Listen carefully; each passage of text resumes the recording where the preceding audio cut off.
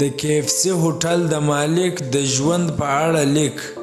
السلام علیکم، زه یم منظور احمد پوپل. دا وخت تاسو ګورئ ورلډ هیسټري د نړۍ تاریخ.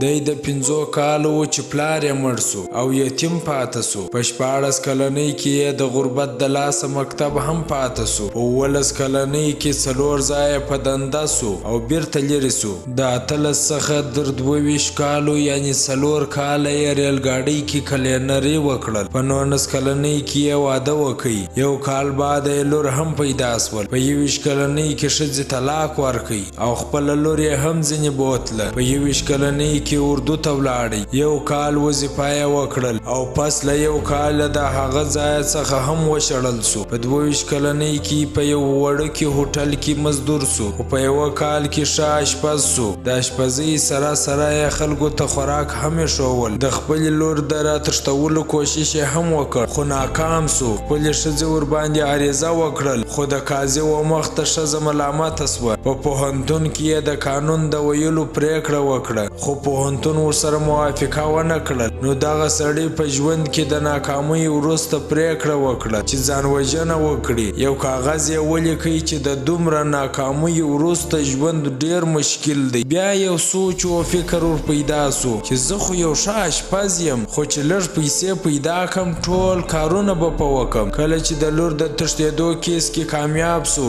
قانون په بدله کې $115 ورکړل او د یو بل ملګري څخه یې $100 په قرض واخیستل او یو کوچنی د چرګانو هوټل یې په جوړ کړ. خپله ښځه او لور یې هم بیرته راوستل او یو نوی ژوند یې شروع کړ او بالا اخره په 15 کلنۍ کې د نړۍ په کچه په بیلیاردرانو کې حساب سو. دغه سړی اوس د KFC مالک دی. اوس د دنیا په ډیرو هیوادونو او مختلفو ښارونو کې خپل هوټل برانډونه لري.